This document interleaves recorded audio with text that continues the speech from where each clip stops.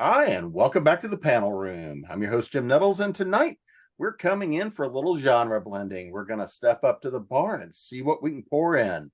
So before we start having a little too much more fun here, let's see who all is coming in to bring their blends of genre. And Stuart, you're up first.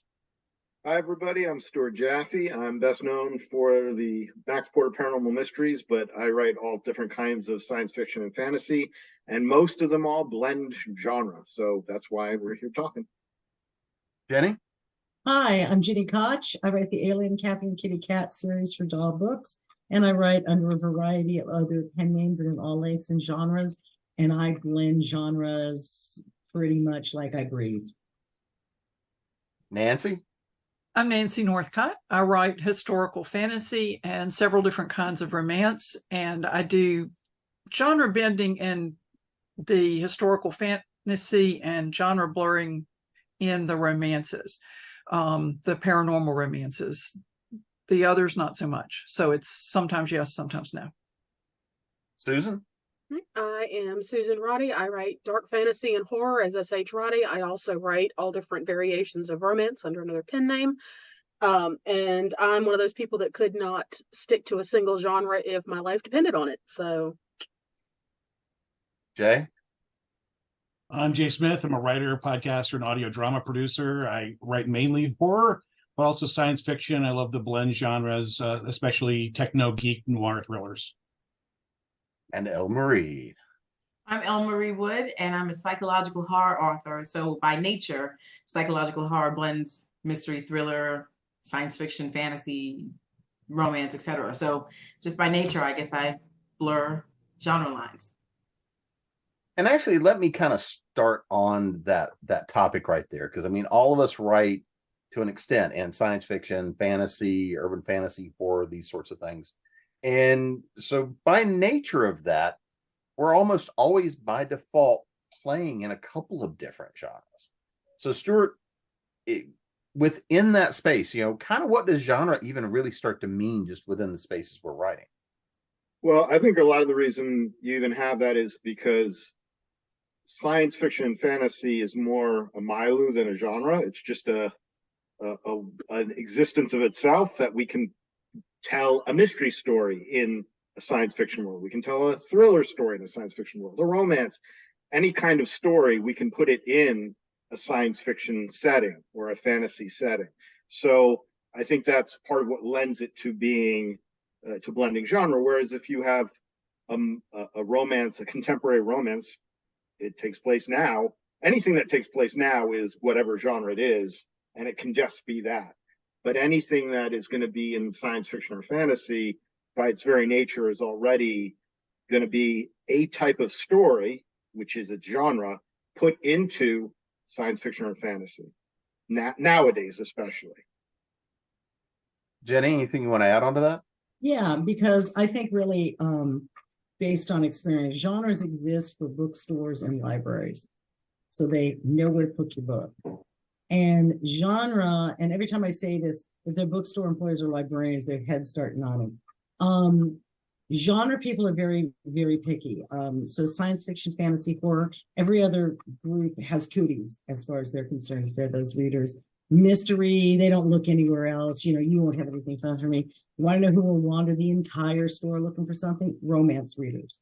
If you put a good romance in the middle of an economics textbook and you get a romance reader who finds it, reads it, you're going to have a national bestseller because they're going to tell everybody and they're going to learn economics at the same time, and they'll be interested in it. So I like. Aren't those the billionaire romance books? No, not quite the same. Not quite the same. But I like to put romance in a lot of things because those readers, they read like other people pop a chicklet, okay? And if you've got a decent romance that you're not pandering in your book, you have a very good chance that romance readers are going to float over. And they're about the only ones, they're omnivore readers, and romance readers are about the only ones that look in other sections other than the sections that they are wedded to. So that's kind of my opinion of it, because otherwise everything you write crosses genre, even like a straight mystery. In a contemporary moment, something else has to be happening. They can't just not get together, right? Something has to conflict. So I think there's much more genre blurring and blending than even the categories want to tell you there is. Nancy? Well, I generally agree with what Stuart and Jenny said, but I would also add that genre is also for readers, because if I want a science fiction and fantasy book, I'm going to look there. Now, it can have a lot of other things in it, certainly, but it gives me kind of an idea of what's the dominant strain in the story. The Light Mage books, the shirtless guys behind me, are heavy on action, adventure, and suspense, but they're also paranormal romances. And I would say that they are predominantly romances. There may be 60-40 romance and other, whereas the War King books are mostly historical fantasy. They're probably 70-30 historical fantasy to romance, except they do have sex in them, which leads some people to conclude there is sex in this book and therefore it's a romance, which is actually not correct. But yeah. Susan? Well, I think as a species, humans tend to crave some type of order, and genre seems to be an easy way to classify things for us. When you're talking to somebody about something, and the first thing they're going to ask is, well, what is it? Having that genre being able to say, oh, what's science fiction, what's fantasy, it's horror, it's literary fiction, things like that. It makes it easier to kind of give the person you're talking to an idea of, well, this might be of interest to me, or yeah, I don't care at all. And like Nancy was saying, you have, like with romance is kind of its own animal, as there are very specific rules you have to follow for it to be considered predominantly romance and to be put in the romance category. Otherwise, it's going to fall into one of your other genres. If the romance isn't the central focus of the story, then it's going to be science fiction, it's going to be fantasy, it's going to be whatever. And I don't know, it helps to give people that structure so they kind of know what they're going into or getting into going into it. Jay? As you're talking, I'm thinking back to my graduate school, where a lot of the focus was on where are you going to sell this thing, and the genre became, first and foremost, what shelf is this going to be on? And my project was, is it Neil Stephenson or is it Jim Butcher, which is pretty a wide spectrum of possibilities, and trying to find where it's gonna sell is often how we have to speak the language between ourselves as the artists and the business side that's going to market it for us. And I think we get bogged down in that a lot. Hearing a lot about romance. I know I went to school with a lot of romance writers, and it's definitely not a monolith genre. I walked into my local Ollie's the other day, and there's an entire wall dedicated to Amish romance, which was huge for a while, and now is apparently not so. But there's several subgenres within our big labels that we can talk about, even within horror and science fiction. So I think it's using genre as a label is a great way for me to go to Thanksgiving dinner and explain what I do. And then when they ask you, what do you write? And I try not to say horror, because that's a whole other conversation that I don't want to have with the relatives. But I like speculative fiction, like the whole Harlan Ellison. I don't want to be typecast as a science fiction writer, but speculative fiction as opposed to literary fiction. I'm happy if that's the blanket statement that I give as a writer, and leave it there, because it all blends together. All right, Elle Marie. So Jay, you avoid that conversation. I walk in with like my horror writer T-shirt on for Thanksgiving. I don't know. For the turkey, it was kind of horrific.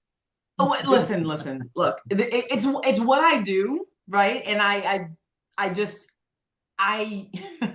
let me start by saying that I agree with what Gini mentioned about it being, a construct for the bookstore. It really, I believe that it was. If you think about some of the books that have been categorized as one thing, even though they were another thing back in the 70s and 80s, this was really, really, really predominant. I mean, just with horror fiction, at least, the titles were not called horror; they were called thriller, and it was that's not what it was. And so people were picking up books and being terrified. But I definitely think that's how we figure out where to shelve books. And interestingly enough, as there are several different ways to consider this. Like, so as a horror author, I would find myself on a horror shelf, right? But as an African-American woman, I will find myself on the African-American shelf. And that's a catch-all because you're just categorizing it by race. So there's everything in there. Horror, romance right next to each other, fantasy on the other side of that, self-help on the other side of that. It doesn't matter. If you're looking for women's literature, well, look, that's another catch-all. So there I am next to, again, a wide range of people. So I find genre to be problematic when used in that way. Is it a way to describe what we do? Sure. And to as Nancy mentioned, to signal to readers, this is what this book is going to be touching upon predominantly. Yes, it is, but I'm not sure that we, especially with all the subgenres we have now in each and every one of these, oh my goodness, I'm not sure we're doing ourselves any favors anymore. And I would submit, though, one thing, we talk about romance writers doing a lot of reading, and you're right about that, Gini. They'll read anything as long as you tell them.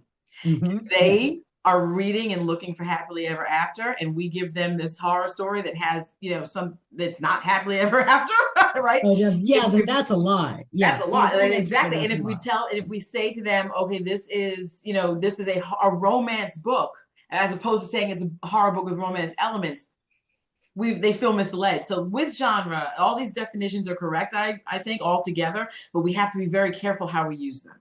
I'd like to jump in on that because you're touching on something that I think is really interesting, which is in the past, the 70s, the 80s, basically before Amazon, all these genre categories were there. We already said this for bookstores, but they were not there. They were there to sell books, less to, like you were talking about, having an African-American section. They're there to just drive African-American readers or people interested in African-American authors there. They don't care what you buy, just that you're going to buy something there. And just like there was a horror section back when I was a kid, and Stephen King was huge, and then it imploded, and Stephen King is now fiction instead of horror. There is no horror. Well, horror sections are coming back, but it's another story. Or even go further back, if you can find like first printings of Lord of the Rings, like the paperback, it says science fiction on it. Not because fantasy didn't exist as a separate genre. And that was not because fantasy didn't exist. It was just science fiction is what sold. And that name sold better. Now we're in a point where bookstores, brick and mortar stores, don't drive the conversation.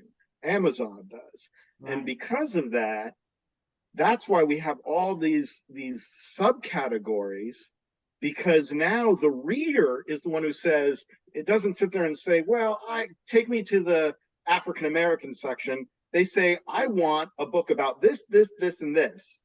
And we can narrow it down that much for them. So I think that's pushing, us authors, we've been blending genres since day one. We never cared as long as, and publishers were just like, okay, just don't blend it so much that we can't put it in one place or the other.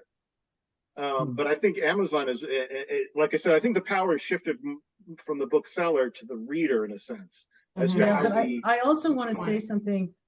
Jay brought it up, speculative fiction. In the 70s, everything we're writing, everything would have fallen under speculative fiction. Yep. Right. And I called myself a speculative fiction writer until it dawned on me that has now somehow become some weird little subgenre, a subgenre of science fiction. I'm like, everything's speculation. If it's fiction, and especially genre, it's all a speculation.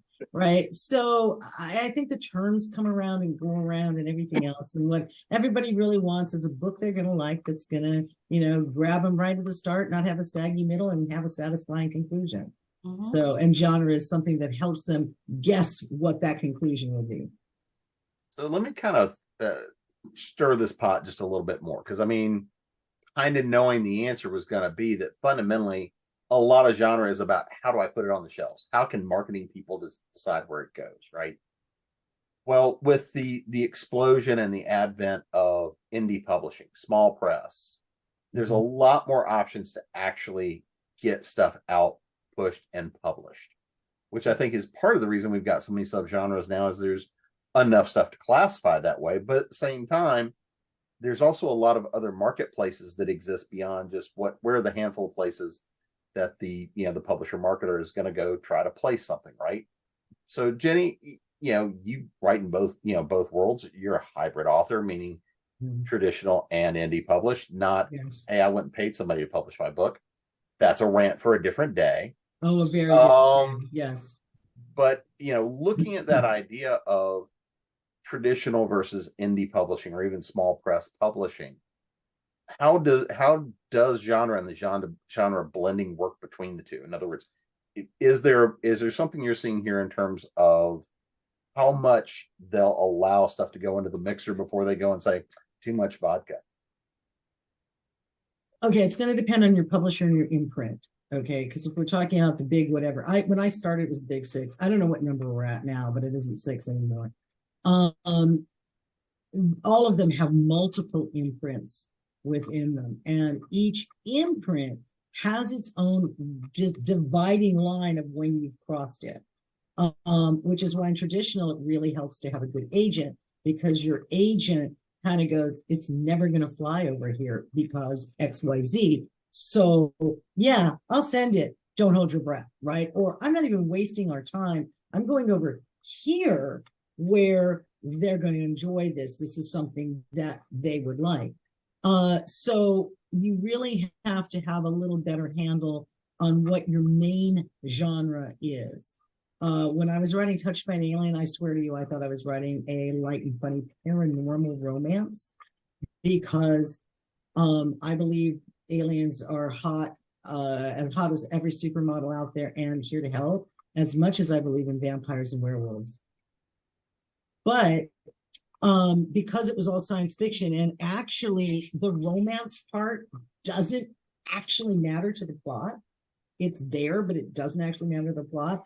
My agent said, this is not paranormal, this is science fiction. And we're going to go over here, here, and here. And here's why we're not going there. Here's why we're not going there. I think the one you asked for is the right choice, right? So that's all traditional big, down to, I would even say the big small presses like Titan and some of the others of that level, IDW. Those are still considered, don't laugh, small press.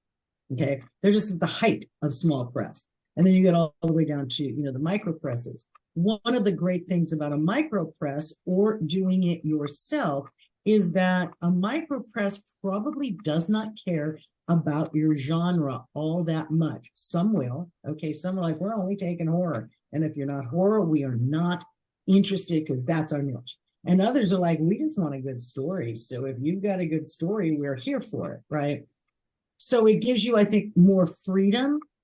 But you also, then you have the distribution issue and all these other things that go along with it. But I just think the smaller your press, the more likely they are to either say absolutely not or sure, come on in. A bigger press, if you're right on the line, they might look at your book and decide you're enough on the line, or they can edit you over the line that it's theirs, right? So I have no idea if this actually answered the question or not. But there you go. There you have it. There it is. So Nancy, I'm going to kind of change this up a little bit because I think we beat that pretty well. That's pretty much the discussion I wanted to get into. That was kind of to beat that. I'm glad I handled that. It depends, right? That's the magical answer with everything in this business is it depends. When you look at the stuff you write, because you cross science fiction, you've got the urban fantasy, you've got the romance, you've got all these different elements. When you're looking at how you want to market it and where you want to market it, are you focused first on the story and the genre, or how you're planning to sell it? Is that to me? That's to you. Well, considering that I couldn't sell toothbrushes to benefit the marching band in my hometown, and who doesn't need a toothbrush, how to sell it is not really my first approach to anything. But I look at, what does this story need? Like the historical fantasy, I really wanted to focus on the historical sequence of events, and I stay pretty close to the actual history. And I look for a place where there's something that's not well defined, where I can sneak my characters in and let them do something important. And then I put a romance in it because I love romance. Story is always more engaging for me if it has it, which is not to say stories that aren't a lot of fun, and I love a lot of them. But for me as a writer, I want to put romance in it. And so it's kind of a question of, okay, what kind of story is this? And when I get done with the first draft, I'll look at it and go, do I need to shade this in one direction or another to make it clearer to readers what they're going to get? I wrote one book. It's going to be a series when I get back to it, that I thought, I don't care if this sells or not. I'm enjoying this. I'm loving writing it. If it doesn't sell, I'm used to that, because that was before I'd ever published anything. So I thought, I'm just going to have fun and write this book. And it doesn't fit any pigeonholes, any marketing pigeonholes. And so I got a series of really good rejection letters for it, but they all said, we don't have a place for a book like this, which is the thing with traditional publishing. You have to either have lightning in a bottle, or you have to have something that they can say, oh, this plugs into slot 217. And so for me, it's the story first. And then luckily my agent will send it out, even if she says, I don't know. Like Jenny was saying, your agent might say, I don't know if this is the right place for this book, but if you want me to send it, I'll send it. So that's kind of where we are. Have I answered your question? I think so. Susan, how about you? There is absolutely no method to the madness in my head, and I'd be lying if I said there was. I am very much the type that has the idea and goes, ooh, squirrel, let's see what's going to happen here. And then I get, 50,000 words into it, and I have absolutely no idea what it is or where it's going to go. As a matter of fact, with the book that just released last week, in edits, my editor got about 3/4 of the way through it, and she calls me and she says, okay, you can decide what kind of book you actually want here, because it's entirely too many things and none of them go together. So I had to go through and rewrite probably 1/4 of it, just to strip out some of the ambiguity and make it something a little more marketable, because I'm also like Nancy. I do enjoy a good romance, and they have a tendency to creep in when I'm not looking, or when I'm not paying attention to what I'm doing, which is usually the case. And so I ended up having to go in and take a whole bunch of stuff out to kind of pull the romance back. So, because that was the part that didn't really fit as well with the rest of the story. Now, there's a lot of it still in there. It's just not as prominent as it was. And down the road in later books, it'll probably show up again. And I imagine by the time I get to book 2, we're going to be having the exact same argument, because that's it. For me, it's never about how am I going to market this? What shelf is it going to go on? Who am I going to sell it to? It's all about get this thing out of my head before it drives me crazy. So Jay, what about you? What's your level of crazy? Oh, 24/7, high levels all the time, plus caffeine. I think in my case, there's a lot of creative prostitution going on, and I'm not in a luxurious position of being asked to contribute. I'm out selling. So I have the I love this project passion file, but I also have about a dozen short stories and novellas that could go in any direction. And I have those because I will go to conferences and conventions, and I'll go to the usual suspects of small press publishers and editors and ask them what's coming up and find out what's next on their agenda. And I'll go back to my pile of half-baked manuscripts and go, yeah, that's a Western, but it could be a space Western. Or that is kind of grim dark, but I could add some levity to it. This is more Lovecraftian than Ghostbusters. And I'll be able to customize those half-assed manuscripts into a whole-assed manuscript when that submission time comes open, and I can actually maybe make a couple of bucks off of it. But I'll also try to keep that communication open so that I can say, if you like that story, I've got 3 others that you're not quite looking for now. I'd love to share them with you, especially if you're paying. Marie. I think the topic's been pretty well covered. I mean, there's not. I think when you're trying to sell, or market or have your agent pitch your work, especially if you're going to traditional publishers, but even like Gini said, small press is going that way as well. You've got to be focused on what is the dominant genre, because even though a lot of us play in the smaller press circles when we're doing our off when we're not writing and we're not, we're out socializing and trying to do conventions and whatnot. That's really a small press world, if you will, in terms of the people who come and the people who sell there and the booksellers that set up.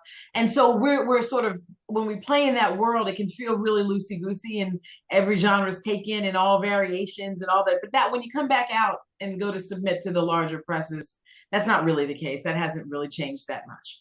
And I'm not saying that you can't have any mixes at all, but I'm saying they're still looking for a specific thing, and you have a slimmer chance if you can't, if the dominant genre, if there is no dominant genre, that can't it can be picked out or can be emphasized in edit or called out initially, then you have just a difficult time getting them to even look at the manuscript. And so that's something to consider. But that said, that's something to consider in a general sense. If you really want to keep your blended, blurred, cross genre stuff going, there are markets for that. It may not be this large press market. It might be this smaller press that focuses on Bizarro, which I'm still not 100% sure exactly what Bizarro is. And maybe that's the point. You know what I mean? So Hunter Thompson is still trying to figure out what he was. So I just don't know what it is. But it's there are markets for that. It just may not be, what you might have been thinking, going to B&N or Books A Million and finding your book there because it's a traditional press deal. That might not be what it is. That doesn't mean you don't get a book deal. Just means it depends on the kind of book deal. So you don't have to necessarily stop doing your cross genre stuff or your blurred genre stuff. You just may need to change your sites. Stuart, anything you want to throw on top? Well, I guess just to funnel it all down into one thing, because I agree with everybody here. The thing I'd add is that something I've said it when I'm talking to new writers a lot is I tell them every few years they should sit down and have a conversation with themselves about what success means to them. What is it they're trying to accomplish, what their goal is, because this is usually what I say for whether you want to be indie or hybrid or traditional. It all depends on what you're trying to do. And in terms of what genre you're going to do or genres, it's the same question, because I'm fortunate enough that I do this full time, make my living doing this. And one of the downsides is Nancy, I think, was talking earlier about some crazy idea she had that she just wanted to write, so she wrote it. I have a couple of those ideas that I look at and I go, that's not going to make me enough money. And I need to put food on the table. So that idea gets shelved.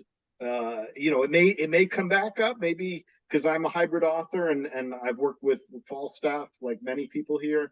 And Falstaff, John and I'll have conversations and he'll be like, what's the weirdest thing you've got going? And so I can pitch him the weirdest thing I've got going and we can go from there. But like every other has already been said, that's not going to fly at Tor or someplace else. So knowing what your goal is, if your goal is to be famous, your likelihood of being famous is much greater at a major publisher. It's still slim no matter what, but it's more likely to happen at a major publisher than as an indie, which means genre-wise, you're going to have to cater towards what they want. If you don't care about money, you just want to see your name on a book, then you can do whatever you want, and that's the other extreme, and we all lie somewhere in the middle. So Nancy, I want to start with you on this one here. I want to play with an idea here. Let's take, and just because I'm a sick and twisted individual, let's take the Mage series. Let's kind of play, what genres are you playing with in the book series? And, how do you determine how to get the magics of the genres to play together? as I have my own blended genre right here, the Chewini that is driving me nuts. Well, I knew that I wanted a romance series, and I knew that I wanted magic in it. And I spent a long time working on the magic system. But I also wanted it to be primarily a romance, which I think I succeeded at marginally. I mean, there are people whose judgment I trust who say these books are really 50-50. They were originally published by a traditional house and then came back to me. And so I'm reissuing them and writing some more because I picked up and wrote additions to the series after what they published, and now I publish them all. So it was just kind of like the romance has to be a driving force in the book. And I'm on convention panels with people from time to time who, if a book has sex in it, they call it a romance. And that is not the standard for what is a romance. The romance has to be the spine of the story. It has to drive the story. Otherwise, it's something else. So I also like action adventure. I like explosions. And the thing about magic is it offers the opportunity for many different kinds of explosions. And so it was really just, how do I want to put this book together? How am I going to enjoy it? And then I sent it to my agent and she really liked it. And so I sort of depend on her to say, if I'm looking for a trad contract for something, I kind of depend on her to say, this is a little bit too far this way. Like Jenny was saying earlier, it's too much, or maybe it was El Marie, too much vodka in the book. But I think that was Jim. well, whoever said that, it's like sometimes she'll say, there's a little bit too much vodka in this book. So with that series, I just wanted to write a particular kind of book. And if she had said, I'm not going to be able to sell this unless you do X or Y, I would have done X or Y. Have I really answered your question, or have I just rambled around the Lake District for a while? I think we kind of hit on it. Susan, for you, we started out talking a little bit about, squirrel, right? We're going to go chase the squirrels, and it's a squirrel nest, and then you pull a story out of that. How do you go about, and I think this is really going to be for you much more about the editing process, but how do you refine down in that editing process? We started talking about that, but really kind of hone it down. Well, my process is that I tend to do a lot of rereading and editing as I go while I'm writing, because I tend to forget things, and I'm terrible about keeping notes as I'm going, especially when I get going really well. And then I have to go back, oh wait, I don't know what I did. So I have to go back and reread what I've done to remember what I need to do. And that book in particular, it took me 4 years to write, start to finish. And it's because I kept going back and rereading it and revising it and just adding and twisting. And, it doesn't help that I really was, even though it is public domain, I was playing in somebody else's sandbox. I mean, the story, it's a Wonderland story, and it's based in that world. So there's a lot of time making the world match, making sure that the magic systems and all of the world building work and work well. Because, particularly when you are blurring or blending genres, it's all about your world building and making sure that what you're doing works and is consistent and is believable. And as long as you've got those things, all of the other little details, the subgenres, what you pull from, what you add in, all of that can fall into place fairly easily. With the case of this particular one, I was so close to it, and I love the book so much that I didn't want to cut anything out of it. And it really does take, and of course, this is also kind of my case for my everybody needs an editor hill that I will die on every single time I'm given the opportunity. But it really does take another set of eyes looking at something to see the things that you either don't want to see or you can't see because you're too close. And as much as it hurt to hear, yeah, you can't do all this, you need to back down and pick a side, ultimately I did, because I knew at the end of the day it was going to make it a more solid story and it was going to be a better book. And so did that Yeah. answer your question. Okay. What about you, for you, Jay? What's a project you've got that you can kind of break it down?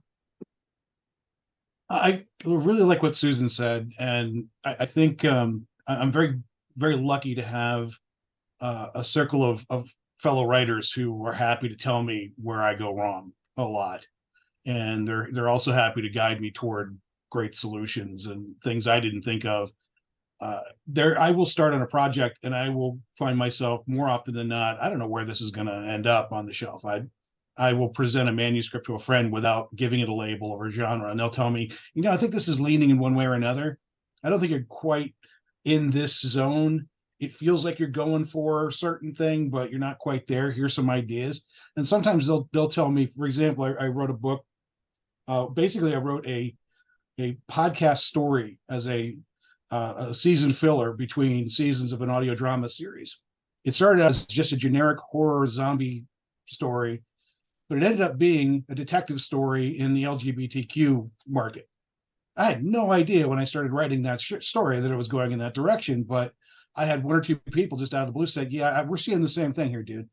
And it ended up, instead of my core people of listeners who were listening to the audio drama, it was a whole different market of people who recognized traits within this character, and they connected to it on a level I never expected. So there have been times where I'll get to the middle of a story and I'll have a peer reader tell me, or a beta reader tell me, I think this is a completely different genre or subgenre than you intended. I'll even have readers tell me in the middle of a season of an audio drama, they'll tell me this is starting to sound more like a Western. Is that the direction you're going? So I'm very lucky in that when you're writing a story, you don't really know until you let it loose, either to a small group of people or to the public. But in theater, you get that immediate reaction in the middle of a season, and you can course correct. So I'm in an editorial process all the time, and I'm open to any suggestions that will help it sell. Really, did that answer? We're asking this question a lot in the group, but did that answer your question? I think every one of us has asked that question when we're done. Did we? That was your answer. We'll go with that. That was your answer. Oh, good. That makes me feel great. Thanks, Jim. You're welcome. Elle Marie? So if we're breaking down a book series that blended or blurred genres, I mean, I tried my hand for the very first time because like I said, psychological horror does that just by virtue of what it is. But I tried deliberately to blend horror, science fiction, and romance. And I found that it was like legit romance, not just, no, there's no HEA, so maybe it's not legit romance, I'm sorry. But, it definitely has romantic elements, much more so than, like you mentioned, Nancy, that if there's sex in the book, it's a romance book. And I'm clearly doing something wrong because I have sex in my books, and they're not romance. They're not. No, that's what some people say. That's not what I'm saying. That's what some people say. No. Like you mentioned that some people are saying that to you. I am clearly messing that up if that's what people are thinking out there in the world. But, I tried deliberately to actually have this mix happen. And it was a lot of fun, playing in a different sandbox, if you will. I mean, I had a great time trying out, different tropes, if that I don't play with. There's not a whole lot of romance in my psychological horror typically. That there's conflict and it doesn't have anything to do with two people getting together. I mean, that's just the way it is, or not getting together. So it was interesting and unique. I was still focused though. Those were the genres I was going for, and they were clearly defined as such, with elements from all three playing a part. So I was still very mindful about, being clear about what was happening. But at the same time, it was different. It was different because, I mean, like I said, as I mentioned earlier, with psychological horror, you should be touching mystery. You should be touching thriller. That's what, I mean, psychological horror is on the quiet end of horror fiction, which is bumping right up against mystery and thriller and suspense. And that's what the story's about. If you don't have those things, you're missing the conflict. It's not always supernatural psychological horror. It often is, but it's not always. So you've got to find some way to tell your story and have it be compelling. So that's part of it. But directly infusing science fiction and romance in traditional horror, as I call it, but I don't want to say that and have people think I mean monsters, but horror fiction, not there was some supernatural elements, but there were also some extreme elements. And so it was more of what you might think of when you're thinking horror fiction, as opposed to what I traditionally write, which is the quieter end of the spectrum. So it was interesting to play in that way, freeing, if you will. Now, I'm a pantser, so I just go and I don't outline, I don't write any notes, I don't read while I go. That's not happening. It'll slow me down. So I just go with it. And it was freeing to say, oh, well, let's think about, what would be happening here if there was, don't forget you have romance. Oh, that's right. And then start writing some of it. Don't forget that part of it. It was kind of fun to do. So I can say that, definitely if you've never tried it before, it's absolutely something you should try your hand at. It's very much like, if you don't try it, you don't know if you like it or not, right? I know for a fact that I don't like horror comedy. I've watched enough of it and I don't care for it. I tried to write one and I nearly threw the paper across the room because I was like, this is not. And so I know I don't like it, right? But you don't know what you don't know what you like. I've never, prior to trying my hand at this romance piece, I had never read a full romance novel because I didn't think I liked it. I can tell you now I don't love it, but I don't hate it either. And there's some really wonderful storytelling elements that go into romance, really, really wonderful things that we explore on the horror side, just from a different angle. So you don't know that until you try. So that's the answer I'm giving to the question, Jim. Stuart, how about you? Well, I guess it's still a few years ago, I wrote a trilogy, the Midnight Trilogy, for Falstaff Books. And it was assigned to me, actually, in a sense, but it was specifically set out to be a hybrid of high fantasy and mystery. And so I am not a pantser. I plot things out, which really helped in this case, because there were a lot of things I did to make it work, but two things that I want to highlight. The first thing I did is looked at what the key tropes were of the two genres and where they overlapped and where they didn't, and how I could use that. And it's really important because some genre, in this case, these two genres, for example, mystery, we have, in fantasy, we often rail at horrible exposition, right? Because we've seen it done so many times, because there's so much world building to do and rules of magic and things that we have to get that exposition out. And so we've have decades of history behind us of people doing it really well and doing it really poorly, and that's one of the skills you learn. In mystery, exposition is part of the deal. We're going to sit you down and the cop is going to ask you questions, and you're going to tell them a story. You're going to just give them exposition of what happened, or at least through your eyes. So those are like polar opposites, and you have to find a way to make them both satisfy a reader who wants either one or both those genres. So part of the two ways I was able to do that, one is just almost all stories follow the same general arc in terms of where their high points are going to be, low points, and all that. And so if you're a plotter, you can map those out so that your key climax of your story is also the climax of your epic quest is also the climax where we solve the mystery. And so that was one of the key things I did, was try and make sure we didn't have one happen when the other way too early than the other. The other thing I did was I created two protagonists and went back and forth chapter by chapter. One protagonist was the leader of the group that was on this quest, and the other protagonist was part of the group, but he was the one who was solving the mystery. And so I could get away with doing things that a mystery can do that a fantasy can't when I was in the mystery protagonist character.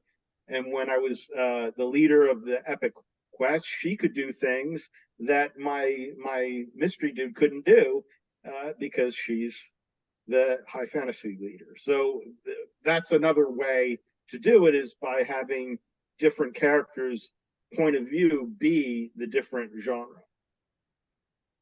Jenny? Jim, could I add something else about sure. genre? Please. I agree with what everybody has said about different publishing and markets. But I think if you're aiming for a traditional publishing contract with one of the New York houses, you have to know what genre your book belongs in. And I've talked to a number of novice writers. They're on their first or second manuscript, and they tell you about the book. I'm sure we've all had this experience. They tell you about the book and you say, well, where do you see this book fitting? Because you can't tell just from the description that they're giving you. And they say, well, I'm just going to let the editor put it where they want it. And it's like, no, really, you have a lot more flexibility, as everybody has said, with smaller presses. But for a traditional publishing contract, if you don't have lightning in a bottle, and it's incredibly arrogant and more often than not stupid to think you have lightning in a bottle, then you need to be able to know what the market niche for that book is and tailor it to that. And I think that gets lost sometimes in everybody talking about, RWA talks about write the book of your heart. Everybody talks about be true to your story. And I think you can be true to your story and aim it somewhere at the same time. And so it's if traditional publishing is an author's goal, they need to really understand the genres. So Jenny, I'm gonna hop back for a second just to kind of round out this idea of when you take I want you to take the Alien Kitty Cat series and kind of break that one down. Okay. Well, first of all, let me mention that where you think you're going is not necessarily where you should go. Like Marie, I'm an extreme linear writer. I start with the title and the first line, and then when I get to the end, I stop. There's not a lot of planning, but like Susan, I do go back. I edit as I go. In a lot of cases for the same reason. What was that character's name again? What did I write here? Oh, this does not belong here. This belongs over there, right? So I'm extremely linear, but I do edit as I go along. When I was starting to write it, I had a dream. About 50% of my story ideas come from dreams. And I was going to write a dark, short, noirish horror story. And what came out was neither dark nor noirish, and the horror was more on the comic book side of superhero, right? And I let it ride. I let it roll because why not? You can fix anything in post, right? And what I ended up with was a voice that I hadn't written under before, and a lot of fun, snarky sarcasm, and lots of action, and there are lots of humor and romance in it. I wrote the book I wanted to write. I mean, literally, I follow the Gertrude Stein method, which is I write for two people, myself and the reader is an afterthought. So I was writing for me. I didn't have a career at the time, right? I didn't have an agent at the time. So I'm writing whatever I feel like because why not? As I got through it, and the short story tried to reassert itself a couple of times, and I let it go, and then I cut it and wrote something that was more appropriate. I realized that this was, like I said, I thought it was paranormal, but that it was paranormal romance, but I really thought it was still more on the paranormal side, the action side, than the romance side, and I was right. And the way you determine that is if you're writing a cross or blur genre book, you pull out one in your head, you pull out one of the storylines, and romance is usually the easiest one to pull out if you have it. And if you pull out that storyline and the book collapses, then it's a romance with fantasy, science fiction, thriller, whatever elements. If, however, you pull out the romance of the book stands, and it's that genre with a strong romantic subplot, which was basically how I sold it. Or my agent. I sold it to my agent that way. My agent sold it as science fiction. But, as I said earlier. So that's how that worked. I didn't focus on genre tropes. I focused on what was really good for the story. And again, I didn't have a career at that time. Now, I have to hit certain beats in every Alien book because there are expectations that I will hit them. Okay, I don't have the luxury of saying, I don't feel like doing that this book. There's an expectation in a long-running series that it's going to be different, but you better hit these certain beats or your fans are not happy with you. So it was very different writing book 1 than it is writing, still almost done, I swear, book 17. And it's different when I write the second book in another novel series versus the first. We give so much freedom in the first book. There's so much freedom, and it's gone by book 2. You already have to hit certain things in order to manage expectations of a fan base. And so the best freedom I ever have is in a short story that isn't part of anything else, or in the first book in a new novel series. And I don't think that answered your question either, but that's our role tonight, I guess. That's part of genre blending. I come up with a concept, I'll ignore it. Exactly. So no, I mean, I think we've kind of unpacked a lot of this, because there's a lot of elements when you're playing with genre, period, right? There's the tropes, there's the hard elements by genre, and much like Stuart was going to, one of the things I did want to dive into a little bit more was that idea of how do you balance tropes? How do you say these complement, these don't, some of these other subjects, and the way they play together. But kind of since we're kind of coming up on time, I want to put this out there, because no matter what, I mean, when we do any of these, we could go for 12 hours on just about any topic, which is why we come back to them, so frequently. But there's also the things of, we all have that element that is oh yeah, I wanted to talk about X, or there was this one thing I think we needed to do. And so we will put that Jay, so we can have this Jay. Tech issues. But so, looking at and working through kind of all the different things we haven't touched on. And Susan, I'm going to throw this one to you first. The deer in the headlights. That I'm getting my soul, that dark place is being warmed just by the look at her. With nothing but love. This is the bending of genres. What's something we have not talked about in the ideas of working with genre and blending of genres that you think we should talk about, for you? I don't think I have an answer for that right now.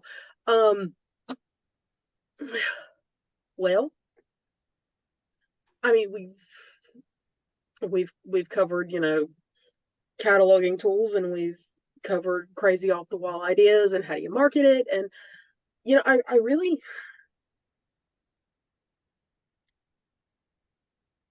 don't know. You're gonna have to come back to me on that one, because I really don't have an answer for that right now. All right.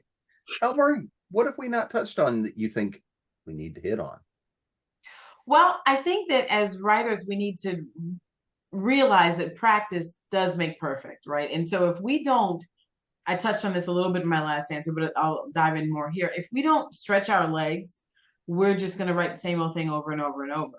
And blending genres is one of those ways, or blurring genres, one of those ways when we can learn how to flesh out different stories. Before writing, like I said, before writing the story with romance elements, I hadn't even read a romance novel. I mean, I may not necessarily outline, but I definitely prepared by reading a novel to figure out if I even knew what happened in romance novels. You know what I mean? And I needed to know what some of the beats were to be able to try and write this out. If you don't try something new, you see, when you write, you shouldn't be thinking about how do I sell this? I mean, you get to that point when you get to a completed manuscript and you say, oh, shoot, I wrote this whole thing. So now what do I do with it? Okay, sure, you can start thinking about, how do I sell it? But when you're writing, I mean, the goal can't be, I'm going to make $2 million off this. That's an unrealistic mindset. And it doesn't matter what kind of publishing you want to do. That's an unrealistic mindset. Okay, so barring that money piece of it, you should be thinking about, how do I express myself? Each story should be a new expression of yourself in terms of how you want to tell whatever the tale is. How do I want to tell this new story? Okay, I've written 200 short stories in this genre. How about I tell write a new short story in a different genre and tell a different story. It may not be good. You may really stink at it. It might be the worst thing you've ever sat down to do. And like I told you, I don't like, nor do I write horror comedy, but I didn't know for sure until I tried, and I'm here to tell you, no. So you have to, but that was a day or two. I wrote it was a short story, a day or two of me saying, let me try this out. So I lost a day or two, but now I understand better comedic timing. I understand it a lot better than I used to. I'm just not that good at it, and so therefore you now I know. So when you think about these, just because you say, oh, I want to write a cross-genre book doesn't make you a cross-genre author. Okay, doesn't make you a whatever, however you want to label this. You've got to actually try and do it. And in that trial and error, you may find that you don't like it sounded good, but it's not necessarily what you really wanted to do. And that's actually fine. Be honest with yourself, but also push yourself. I think that's the thing that I wanted to say ultimately. It's because I think people come away with, they label their own selves and say, I am a mystery author. And then you hate mystery. Like, you can't stand it. You're not married to whatever you've picked in your mind or told one person that you do. You're not married to it. Like I said to Jay earlier, I'm a psychological horror author. It's because I've been writing for 40 years. Like, I've proven that that's what I do. That's kind of what I do, but moreover, forget the psychological piece. I'm an author. I'm a writer. You are a writer. So write something, try something different, see if you like it. Jay? What's the one thing you think we need to touch on that we haven't talked about at all? Or maybe we did talk about it. I think tying it together, it depends on where the viewer is in their career or their aspirations. I find myself listening to folks here, and where we are at different stages in our career means that the more successful you are, the more expectations are leveled upon you, and the more you will be pigeonholed. The more you will be expected to do one thing over and over again. You will be the McDonald's of your genre. In my case, there's a freedom at the very beginning of this process. The thing that got me excited about writing as a child, and the thing that got me putting submissions in envelopes and mailing them to publishers, was writing was just this experience. And you're selling yourself short if you decide at the very beginning of your process to pick one genre. Because as Marie says, get out there and explore the different ways of telling the story, because that at our core is what we are. We're storytellers. We're writers, but more often I'm hearing, if you want to be successful, you've got to get your story read on a podcast, or you've got to become a multimedia person, or be more mindful of getting out there in social media. There's this exploration as an artist that you have at the beginning of this process that allows you that leverage, that time to try the Western, try the romance, find something that sticks with you, that allows you to retain some of that excitement that I hear a lot from part-time and full-time writers is kind of extinguished as they're forced to do things that they're paid to do as opposed to what they want to do. And that's not to say that it sucks, because every job has that. But the more time you take now at the beginning of this process to find your strength and explore the diverse world of fiction writing, the more you're gonna be able to find that you, like in the case of any other business, you're diversifying. That if you're not successful at selling something in this genre, at least you've explored the option of selling it somewhere else, selling something else. Maybe you will become the next Western author or men's fiction author, or whatever they're calling it these days. Even if you don't want to, at least you could sell that manuscript, get your name out there, and maybe you can pivot and turn that into a success down the road into the right. I guess that's my answer, Jim. All right, Stuart. So what have we not touched on, or what do you want to dive deeper into? So this all makes me think of the classic 6 ways to become a better writer. It was read, write. And Elmarie touched on this, talking about herself and that she started reading some romance. And that's the key thing is, I mean, we should, as a writer, you should be reading far and wide anyway. But if you're going to decide to blur some genres, read in those genres, especially if you are not familiar with them, because you'll screw it up. if you don't know what the tropes are.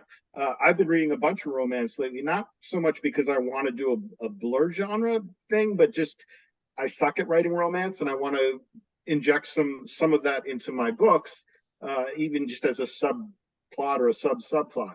So I'm reading some of it to figure out, well, how do they work? What are the beats? What are the moments that are valuable because especially if you're doing it as a subplot, it's not a full arc. I mean, it is a full arc, but it's not every beat that you would have in a novel. You need to hit the highlights. So you got to figure out what they are and know what authors speak to you and what is it about their work that speaks to you. You're only going to find that out by reading, and that's the thing. You got to read the stuff. Jenny, what have we not touched on, or what do you want to dive back into? Well, first, I want to wholeheartedly agree with what Stuart and Elmarie said in terms of be read. Terry Brooks and Terry Pratchett both gave this advice in different times, which was you need to be extremely well read in every genre you write in. But once you start writing, you need to stop reading in that genre. And they're not wrong, because they said what happens is you unintentionally plagiarize. Now, I think once you're really comfortable in your genre, you can start reading in other people's genres again. But there was a while at the start of my career, I could not read. I remember I write in every genre. I couldn't read anything but humor, because that's the one thing that I was like safe in. Now I can read all stuff because I'm very confident in my voices. But one of the reasons why I write under so many pen names is exactly what Jay said. Okay, I don't want to be stuck having to be funny every single solitary time out the gate. It is hard work to make people laugh. It's really harder to kill somebody ugly and then you have to turn around and figure out a way to make people laugh without them screaming "fuck you" every time they talk to you on social media. So that is one of the reasons why I write under pen names. As Anita Ensall, I don't have to be funny. As Gemma Chase, I can delve into paranormal and gothic and a darker side and all these other things. As J.C. Koch, I write horror and I can kill. The monster can win and it's okay. And I don't have to make anybody laugh while I'm doing it. So to me, that's really good. But the other thing I think that really is important, because this is blurred genres, you need to be good at it. People shouldn't not be able to go, oh, well, that's the romantic subplot. And oh, well, it should be all of that. It should be seamless. So that you can't tell. Every mysteries are my first love. I love mysteries, despite what people think. Everything I write has a mystery in it. My characters have to solve something, but you don't realize it because I've blurred that in so well. That's the foundation of the foundation of my house, right? That's the sticks that are holding it up, and everything else that goes around it are the other genres. But I write mystery all the time. I have romance in almost everything because I like it. Okay, we're not here without romance. None of us showed up. Right? Your parents fell in love in some way, right? And had you. That's what romance keeps our world going around. I don't want to ignore it. I want it in there, but it doesn't always have to be the main focus. But you have to make sure that you're blurring it seamlessly, that it works in that. And I mean, I know Stuart's a really good writer. So when he's saying, oh, I have the fantasy plot and I have the mystery plot, I already know he's seamlessly blending those. Do you know what I mean? I don't have to say, oh, that might be clunky, because Stuart's a really good writer. Okay. But if you're starting out, you need to become a good writer and learn how to do that. So practice makes perfect. No words written are ever wasted, but don't feel like every word you write is gold and should be saved. Many, many things deserve to be cut and put in your deletes file. Nancy? Getting back to the blending subject, kind of a corollary to that's like Stuart was talking about the beats in a romance novel. Every genre has its beats. And sometimes people will write a blended genre book, and one type of genre, the plot that centers on that pops up every now and again, and it's not fully developed and it's not woven in. And there are different degrees to which you can do that. For me, what works best for me, and I know it doesn't work, that's not what everybody does, but I like to do a storyboard type thing, and I do a sticky in a different color for each plot line, for each chapter. And if I've discovered that I'm having trouble coming up with something to write on the pink sticky, then I think I better go back to that chapter and think, okay, sometimes it's just a sentence. It's a sentence or two that carries that storyline through, because that works for me, because that keeps me from losing track of it. But everybody has their own method, and people should do what works for them.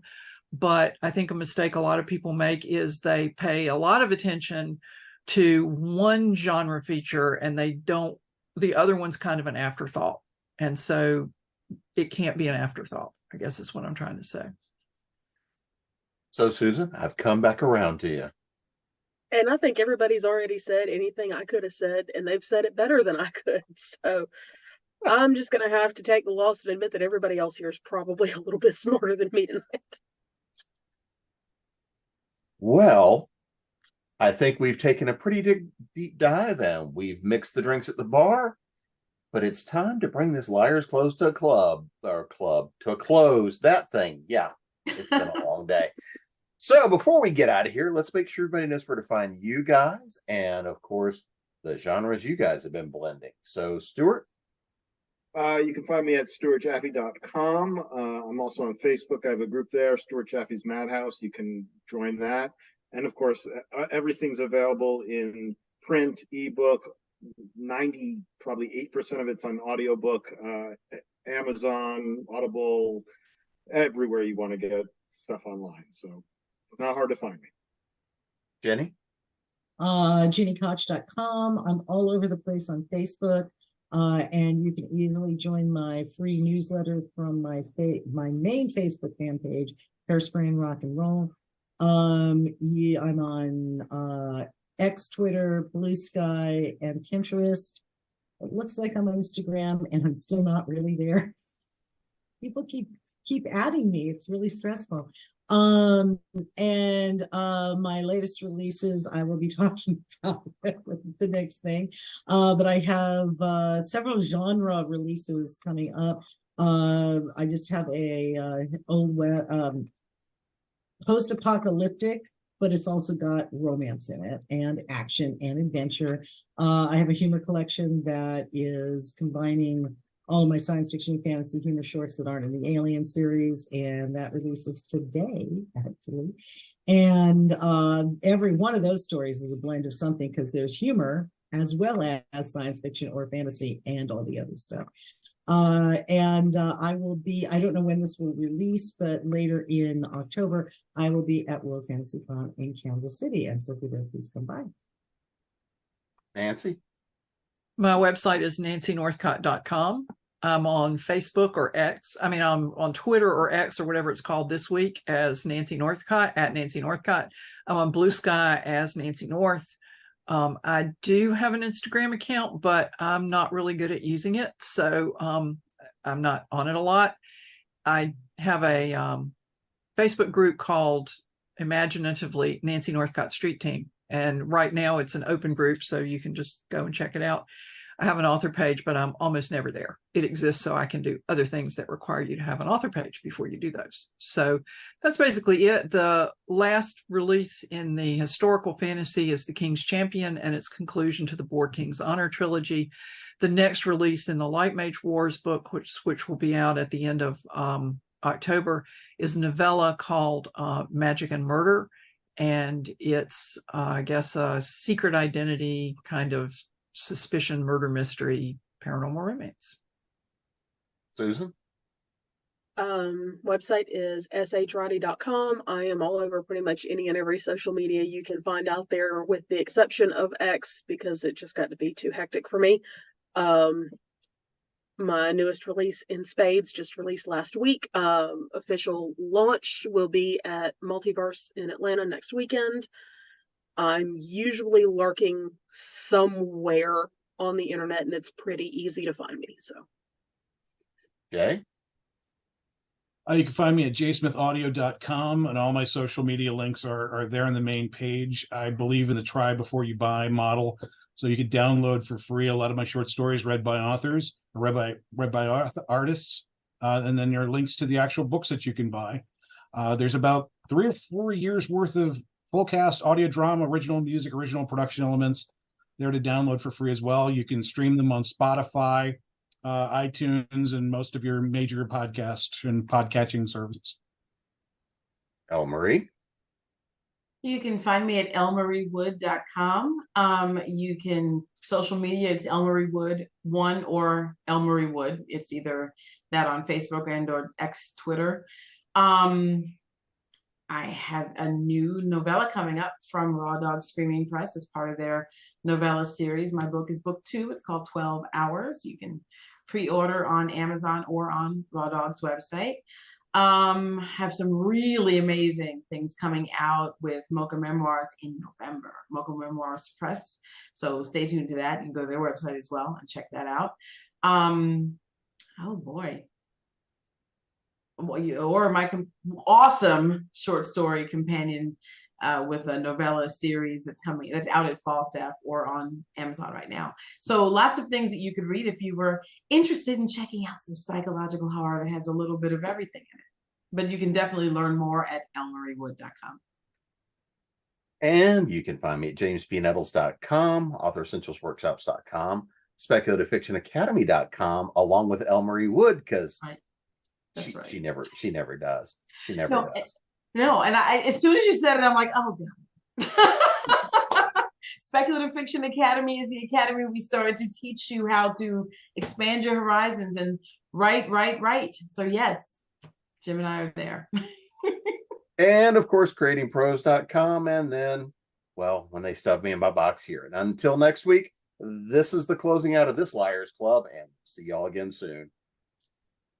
Thank you. See ya.